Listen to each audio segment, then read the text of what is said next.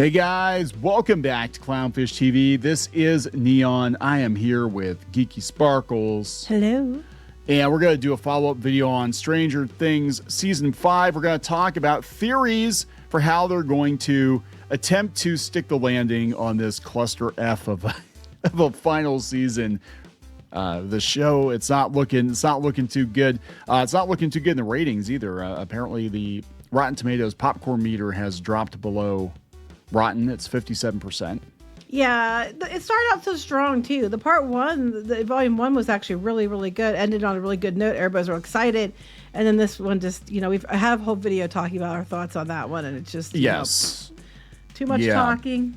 So here's the thing. There are some really good fan theories out there. We're going to take a look at those fan theories. And I'm going to tell you, I think most of the fan theories are going to be better than how they actually end this show, because I don't think they really thought it through.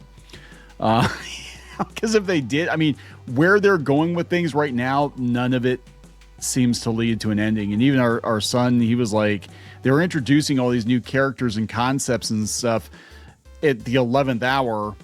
And then they're hoping they're going to tie all this stuff up, at the end of it. And usually the last season should be spent tying off plot lines, making things make sense. That's not what they're doing here. They're introducing a bunch of new stuff. And it's just, and then we have one more coming, and it's like a couple hours, and we know a bunch of it's going to be like, epilogue stuff too. So I don't know. 2 hours to tie this thing up, and I'm going to be honest. I think this is going to go down. I could be wrong. I think it's going to go down like Game of Thrones again. I think it's going to be one of the worst endings to a relatively good show. I mean, it had some fumbles here and there, but even season 4 was okay. I was kind of weirded out by, Vecna. I'm like, come on, why do we have to introduce a big bad now when we already had a big bad? It's like a bigger, badder. You know what I'm saying? Like, well, he's not. I'm with a lot of the theories that they're talking that he's just a minion of the Mind Flayer and doesn't probably even know it. So that's where I've been on that team for a while now. But that's a really good theory, and somehow I don't think they'll do that. I somehow think it's going to be way dumber than any of us think it's going to be. But let's talk about this before we get into it any further. Please subscribe for more pop culture news, views, rants, guys. You will get a woohoo if you do. Woohoo! Go out to more.clownfishtv.com. That's more.clownfishtv.com. And we've got more Clownfish TV out there. We're going to be doing a lot more in 2026, more podcasts and more content over there. So check it out. Thank you very much for that.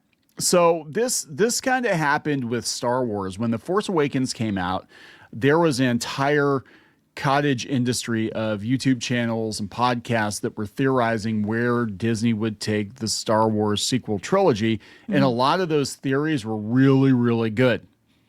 And they did none of it. I know, right? They did none of it. In fact, there's so many movie franchises or TV shows out there that the fan theories were way better than what the showrunners came up with. And I just have a bad feeling about this. I think this is going to be the same case. I think we're going to have all these fantastic fan theories, and none of them are going to stick. In fact, there have been some showrunners on some series. I can't remember which ones off the top of my head, but they actually said that they were going to go in a direction, but because fans came up with that ending themselves, they decided not to, just so they didn't look like they were copying. I'm like, that's stupid. That was the most logical ending for the show. Who cares if somebody else fans had a better idea than I would. I'd probably change it to go with their way because it sounds better than what I was going to do. But that's just me. Yeah, and everybody's mad. A lot of people, the shippers are mad because we haven't seen enough Elle and Mike together. I guess they have. I thought the shippers were going to be Mike and Will, but Yeah, well, a lot of gay folks actually are upset about the Will scene. They're like, it's so ham-fisted and so cheesy, and it could have been done so much better. And the thing is, I get why they did it. They're saying because he has to get rid of his fear or whatever. But at the same time, it's like, now's not the time. Yeah. Now is not the time. Yeah. Now is not the time. So it's like the world is ending. So this article you sent me from comicbook.com. These are theories about things, yeah. Theories. Again, a lot of this stuff I think they've been making up as they go. But whatever. We finally know why there's red lightning in the Upside Down. Because Dimension matter. X, Yeah. the abyss, or whatever the hell they're calling it, is bleeding through. So they said, let's start with the subtle detail viewers have spotted in season 5, volume 2, the answer to the mysterious mystery nobody had ever really stopped to wonder about. Why are there mysterious flares of red lightning in the Upside Down? We now know there are flares of exotic matter keeping the wormhole stable, and it's reasonable to assume there's a pattern to them. According to 11, there's a 7-second gap between the lightning. If this is correct, then there's a major problem with the Hawkins kids' plan as the wormhole shrinks and the worlds come closer together. So they will first have to get through a layer of exotic matter. So I'm thinking Final Fantasy X, to get the good weapon, you have to not get hit by lightning or whatever. Yeah, so I don't know. So that's going to be a whole thing. So how much time do they think they have? Well, so they have 2 hours. 2 hours, was it 2 hours or 2 hours and some minutes? I don't know, but whatever. It's under 3 hours. They're going to have to get this thing wrapped up. Yeah, so they don't want to melt the Upside Down. So for those of you who didn't see, why are you watching this if you haven't seen it? You didn't see the last episode, The Bridge, this dark matter, exotic matter that Nancy thought would be a good idea to shoot at. Yeah, that still doesn't make any sense to me.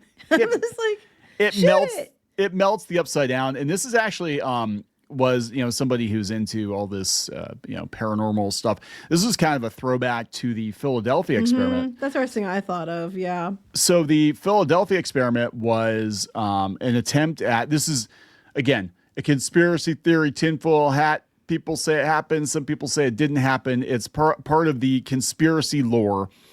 But they actually tried to teleport a battleship, a Navy ship. And supposedly what happened was when it came back from wherever it went, there were soldiers and sailors embedded in the walls of the ship. See, here's a couple of things with that. If you're going to teleport something, why would you go with something that big when you couldn't do it? And two, like, where are all the families of people that their people got melted into the ship? Yeah.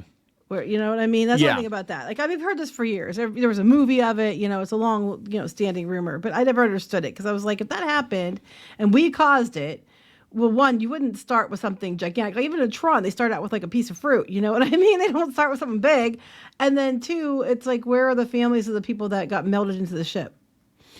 Yeah. Well, here's what they said. This is coming from New Worlds on Substack. The experiment took a disastrous turn on October 28th, 1943. The USS Eldridge allegedly disappeared from Philadelphia and was teleported to Norfolk, Virginia, more than 200 miles away. It remained in Norfolk for only a few minutes before returning to Philadelphia. When the ship rematerialized, the crew were said to have suffered severe and gruesome side effects. Some sailors were fused to bulkheads, and a few rematerialized with their bodies inside out. Others went insane. A small number vanished without a trace. So, yeah, I would love for somebody to come forward and be like, yeah, I was on that ship. And well, I don't think you're going to get that now. No. I mean, it's possible. I don't know. It just seems weird. Then if that's the case, why have we never done anything else with it that we know of since? They set all. Just saying. Yeah, but I think the thing that gets me about the show is they set up all this new stuff, and I don't think there's enough time to deal with it. So I think they're going to hand wave a lot of it. I really do. I think they're going to just be like, oh, barely an inconvenience. I know we just talked about it, but let's have another 20-minute conversation about feelings. So I think that this one probably isn't the Philadelphia experiment. It's just they shot at it too, because apparently it's all the rage to shoot at. There's a wave in the sky. We don't know what it is. Shoot it, because that makes total sense. Like, I'd be like, well, what is it? It's in the sky. What's shooting it going to do? All right. Why is November 6th important? I think they will explain that, and I believe that has something to do with the play, in which apparently a lot of people went to go see the play ahead of the new season dropping, thinking it was going to clue them in on what's going on, but instead it wound up being the Holly Wheeler show. So, well, yeah, I mean, the play thing, like, I know Squid King went and he read the whole thing about what it was way before, because it wasn't very popular, and then all of a sudden it's popular. Everybody wants to go see it now. Yes. Vecna's memories are the key to everything. Yes. Okay. What's in the briefcase that he was opening? We didn't. That is true. We don't know what's in the briefcase. I'm sure it comes in the play. Yeah, I'm sure it is. I don't know if it's like particles from the mind flare or whatever the hell was in the briefcase. So time travel. This was my theory. My theory is people will absolutely die in the last episode, but they're going to use time travel and they're just going to undo everything. Yeah, because that would tie to, like the Wrinkle in Time or Neverending Story where they don't use time travel, but like they undo it and bring everybody back. Yeah, so it'll be like, okay, yeah, Steve and Dustin die. Yeah, they totally die, but we're going to go back. Actually, what I think they'll do is undo the whole fucking show. Like they will undo everything. They'll go back and be like, yeah, this never happened because we changed Henry's heart. We hugged it out like Steven Universe. And Henry's a good guy now. He just looks like Swamp Thing, but he's a good guy. He's one of us now. He's fast forward to Will in the future. You got to tell everybody you're gay all over again. Oh my God. No, fast forward to Will and Mike in the future. And they're a thing now. Cazelle's out of the picture or whatever. Would Elle be born if there wasn't? I don't know. Maybe stuff? Not. That might be how they get rid of her. It might be like either she's never born or she's normal. But yeah, if the whole purpose of the program was a breeding program to breed psychic kids, then she might not even exist. See, to me, it just seems like an awful lot of seasons to go through. And the payoff is it never existed. It never happened. That seems really like, I don't know. But this seems dumb to me. But anyway. Well, our kids. I'm not disagreeing with you. I'm saying that's the only thing. Like, look, this show spoon feeds you stuff it's been since season 1. Like, I mean, that worked in 80s movies. Like, hey, whatever the teacher talks about is going to be super important later. But I'm like, it's 10 years. These kids are like 48 years old. Okay. It's like to trust the audience. The audience has matured. You don't have to spoon feed the audience everything, but they're still doing it. Like, oh, we just happen to talk about wormholes, and that just happens to be what we're dealing with in this season. It's kind of like Arrow. The first couple seasons of Arrow, it was like whatever they were dealing with current year was something that Ollie already dealt with on the island. Yes. It was like, well, this has a direct connection. It reminds me of that one time when I was on the island, and there's an awful lot of shit happened on the island. An awful lot of people that were there in and out, but he was supposed to be trapped, quote unquote, on this island. He was trapped on. Could have gone off the island multiple times. He could have, right? It's like, here's and came back or something. It's stupid. Here's this new character we never mentioned before. They just happened to be on the island too. Yeah, I think they're gonna do time travel. And if they don't, I'm gonna be disappointed because I'm like, why did you bring up A Wrinkle in Time? Why did you bring up Back to the Future? There's a reason. They're using a bridge either way. They're bringing the two worlds together, so that's why they brought that up. But yeah. So there's a reason Vecna chose 12 kids. I was thinking like clock face or something because they keep having the clock face. I don't know. Well, they're gonna set up like a clock and like. Yeah. One at the top. And then Holly's at number 6 and he's at number 12. Yeah. Yeah. Because it's a Holly Wheeler show. It's a Holly Wheeler show. Does Holly become Holly the Heroic? Don't care. Probably because the whole show's about her. Now, there's a theory going around that the reason she's getting so much screen time is this kid, I guess, has all kinds of movies coming out. So they're trying to push that's what I said. I said there has to be some deal or something because it makes no sense. Yeah. It drives me nuts because you're supposed to be wrapping up storylines and you're effectively introducing a new character. She was the most unimportant character on the show. She wasn't even a character. She was a background prop. She was the kid that Karen had to stay home to take care of. And every once in a while there'd be a little throwaway line or whatever. But this happened a lot in 80s movies. There's always like the kid brother or sister that gets like 2 lines and they're not really to develop character. And then they're like, oh yeah, let's just introduce a new actor for this character, and she's gonna be like the main character. She gets more. People have actually timed it. She has more screen time than Mike. Yeah, this is stupid. I mean, this is ridiculous how much screen time this kid's getting. So, according to theory, Holly and some of the other kidnapped kids will develop powers in the Stranger Things finale. Holly may have lost her talisman after being attacked by her fellow kids, but she learned she no longer needs it because, as Max told her, the heroism wasn't her all along. I am going to vomit in my mouth. You know what would have been a brave choice? Just, hey, we fucked up. We didn't get to Holly in time. Oh, there's her head over there and her body's over there. And oh my God, guys. Yeah, they wouldn't do that. But well, who knows? They'll probably do the other ones. Oh my God. Holly was replaced. The original Holly, yeah, she died. And this is a doppelganger, but they all see her as the original Holly or something. There you go. She's a mind flayer puppet. There's like a tentacle coming out her back. You just don't see it. Right. 11 will share Vecna's mind. Who gives a shit? The Mind Flayer is Stranger Things real villain. That I think is everybody that knows that or thinks that. obvious. That is a very obvious thing because Vecna came out of left field. Well, the Mind Flayer was in play before. Flayer is part of the play. Obviously. So here's what they said. This is where the play comes into place, I guess. The Mind Flayer has been absent in Stranger Things season 5. Yeah, barely mentioned in season 4 too.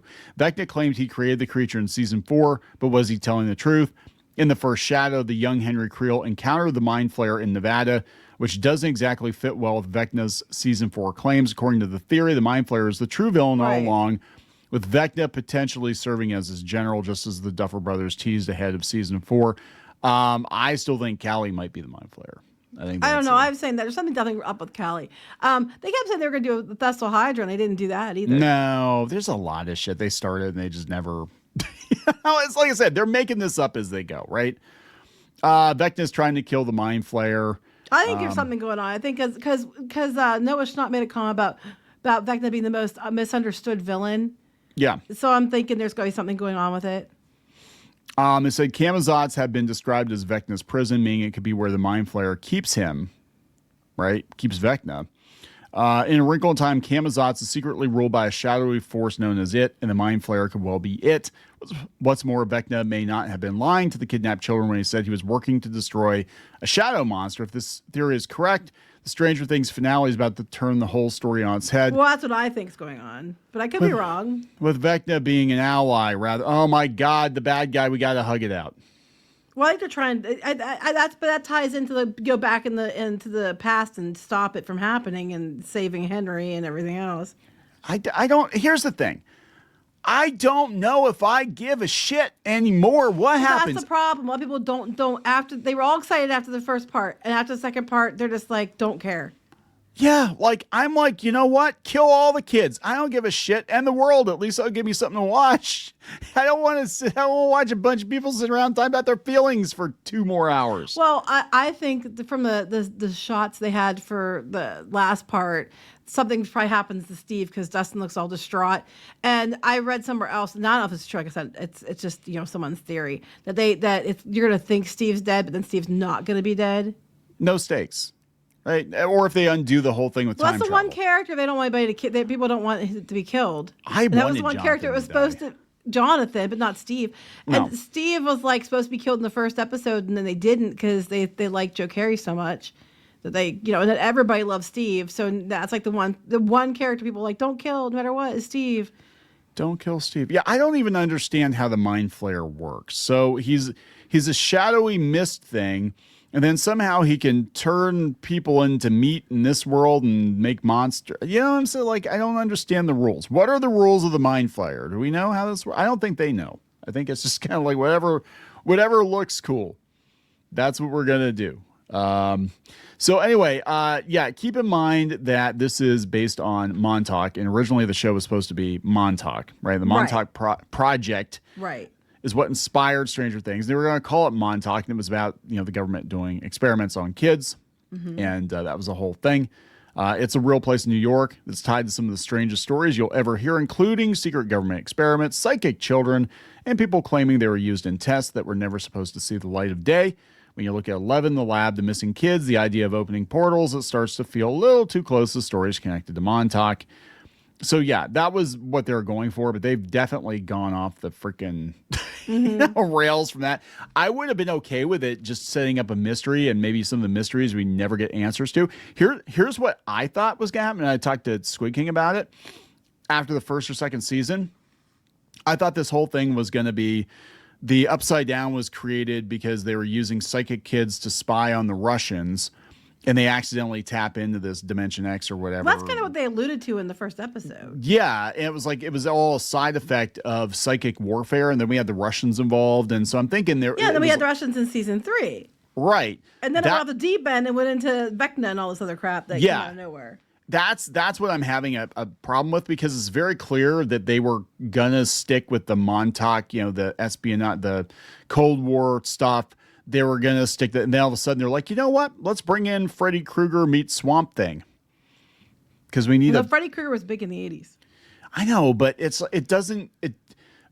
The concept of Vecna does not fit with the rest of the damn show. Like it would have made a lot more sense to just be like, we really don't know what the Upside Down is. We don't really need to know what the Upside Down is. Just we accidentally created it or something, and now we have to figure out how to deal with this shit. And then the whole background would be, that would have been a more kind of realistic take on it. Now it's just like, oh no, it's the never-ending story, and it's just like, God.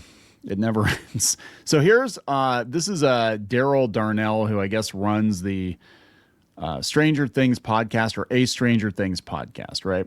And he's got this theory, and you sent this over. And this there's two parts to it. Is that the first part? Is there two parts or second? There's two parts. Okay. Oh my God. Okay, so this we don't have to read all of it, but you can try to read some of it because it's it ties to the play and everything else. Yeah, so that's the thing. I mean, if this turns out like freaking The Rise of Skywalker, where to find out how Palpatine came back, you have to play Fortnite. Like, you have to go see a play that was almost impossible to get tickets to understand this effing show. That's you ridiculous. Can skip the first three paragraphs because I don't think there's anything really in that that's really important.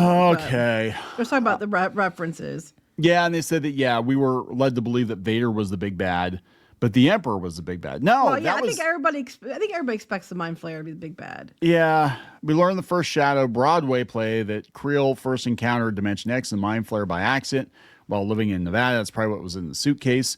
Mind Flayer particles, whatever, went up your nose. When he returned to his world, he was physically and mentally changed. His blood type was unique, and his personality was different. The Mind Flayer changed him. Like Vader, Henry's physical appearance looks nothing like it did before he surrendered to the full influence and power of the Mind Flayer. Unlike Vader, Henry has always been inside Vecna, trying to get out, fighting and hoping one day he could break free of them. I hate that they make the villain sympathetic. Well, we don't know that's true. This is a theory. This is a theory, but if this is where they're going with it, which is why I think they are going with this theory, because the point of saying, Vecna's a person too. He's a human too. He's a person deep down inside. Oh my God. Is he going to be gay too? And him and Will can there you go. commiserate about, like, in the 1950s, it was a lot harder than it was in the 1980s. Let me tell you. His physical appearance changed. So fans of Sherlock are familiar with the phrase mind palace. Sir Arthur Conan Doyle had a slightly different name for it in his original work. He called it a brain addict. I'll call it this since the BBC version doesn't yet exist in the world of Stranger Things. Oh, okay. Brain addict is visualized physical space. Okay. Right. Where he used to go, Yeah. I go to my brain addict sometime. It just looks like an arcade and pizza joint from like 1985. Kind of like Stranger Things. I believe. But way cooler. It's way cooler in Stranger Things because it's authentic. Now get the damn games wrong like they get. Henry's brain attic is the Krill house where Holly is being kept. Henry will also take the other kidnapped children to his brain attic. Sorry. So many children in the brain attic. Was it flowers in the attic? It was like flowers. Well, that's in the brain a completely different story. That one's that one's messed up. Anyway, this allows him to preserve enough of their originality, their innocence. Oh God, this is getting weird. Their innocence, so they can ultimately be saved from the Mind Flayer. This is indeed a protective bubble he's taken them to in order to save them from the monsters. But make no mistake, Henry is in a very real battle with Vecna, and ultimately the Mind Flayer, if Henry fails, not only will his fate be doomed, but all 12 kids will be doomed too. Max is in Henry's mind, but she's not in the protective bubble of the Mind Addict. This is why she encountered Vecna and won as she explored. We've seen her explore all the recesses of Henry's mind: Vecna's lair, 50s Hawkins, Nevada, the Hawkins lab, the Creel house. To put it in D&D terms, Henry Vecna's mind is a dungeon, and Max has become the dungeon master of this realm. I don't know if I care. Kill them all. Just kill every single one of them. The end. And then we just have somebody come clean up the mess like 20 years later and be like, well, it's Hawkins. Yeah, place got nuked by the government because there's some strange things going on here. Ha, ha, ha, ha, ha. Da, da, da, da, da, da. And then we're done. At the end, Holly is physically in the Mind Flayer's lair, and she cannot escape on her own. A portion of her consciousness is in Henry's mind attic. In this realm, is this written before the last 5 days ago. No, yeah, I think it was just part 2 of my theory. They need to So we use their already know a couple of those things are wrong. Yeah, Callie, Will, and Elle need to use their powers to take down the Mind Flayer. Callie's going to use her powers to hide Elle's location from Vecna the Mind Flayer. No, I think Callie's going to turn. I think on Callie is involved in some way. She's too suspicious.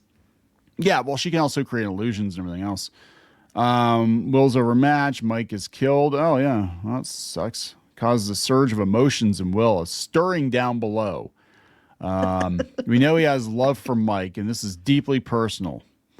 Hawkins is in ruins. They have an idea how to fix it. Oh, here we go. With this, so basically a bunch of people died. Yeah, this is kind of my theory too. With this newfound understanding and joint power, wormholes created takes us back to 1959. Henry from the future gives 1959 Henry a sports almanac, and he begins betting. And Henry, some sort of info or instruction he needs to resist the Mind Flayer, or he's able to remove the Mind Flayer from 1959 Henry. Skip to the 1980s. I'm unsure of the year because the de-aging has been so poorly executed on this show so far. Hawkins, Bob Newby, Principal Bob welcomes a new student. He takes a student to science class. The teacher's Mr. Creel, Mr. Henry Creel. The whole game of kids are there. They're normal teenagers. Hawkins is normal. It's not been ravaged by the anger of the Mind Flayer. It's right side up. The town has no idea the evil from which they've been saved, but our gang knows. Like Marty arriving home from Back to the Future, or Alan and Sarah from Jumanji, they remember a past that is unique to them. Well, then wouldn't all the kids know and stuff too? Wouldn't it be creepy of them as children? Like you remember all of it, even you're a baby and everything else. Is that weird? That would be weird. Yeah, that would be really weird. I think that's how they're going to end it. I think they're going to time travel away the whole fucking show. And if that's the case, I don't know how it's going to go, because they said the ending was going to be controversial. Like, so we have a whole bunch of filler shit. The only cool stuff that's happened so far this season is Will getting powers. That is literally the only cool thing. Everything else has been dog shit. Well, like this, they said, they go to the future, and then they said, they're talking about like the kids. They said that Jonathan and Nancy get engaged, Hopper and Joyce are the Enzo's, but Bob's alive now. Robin and Vicky are there too, because Robin promised they'd go to Enzo's. And then, the final shot's of Hellfire Club, and then there's Eddie Munson. Where's Barb? Is Barb there? Barb better be there.